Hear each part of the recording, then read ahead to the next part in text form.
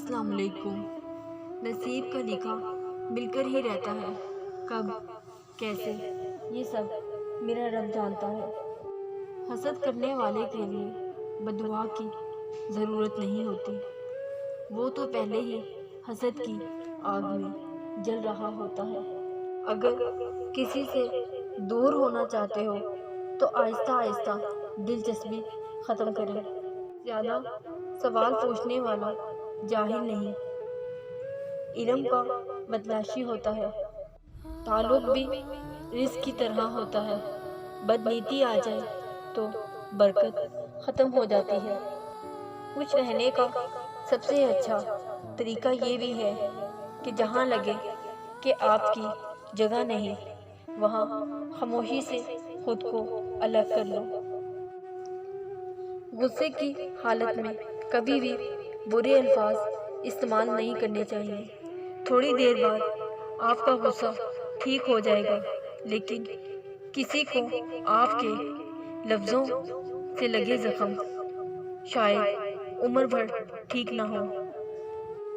ज़िंदगी हमें कभी बादशाह नहीं होने देती कि सब कुछ अता करे।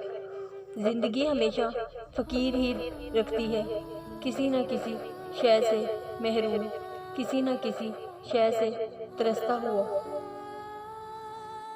ऐसा मत देखो कि तुम्हारे साथ मुखलिस है या नहीं, ऐसा तो हर शय के साथ मुखलिस हो। अगर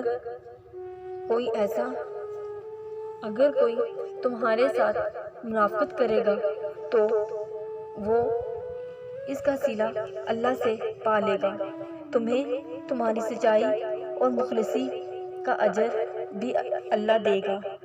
अगर ताकत के बावजूद हमेशा कान बंद करके लफ्ज़ों के वार सहने का हुनर जानते हो तो कामयाबी आपका मुकद्दर है। जो गरूर के बायस हर बात का मतलब खुद से ही बना लेना है, वो दरअसल अनपढ़ हो गया है। सबका दोस्त किसी का दोस्त नहीं। हालात सिखा देते हैं बातें सुनना, बातें सहना, वरना हर शख्स अपने आप का मुखलिसी का बादशाह होता है। इंसान की सबसे बड़ी मुश्किल रात कब्र की रात है। अल्लाह हर वक्त हर मुसलमान पर ये कब्र के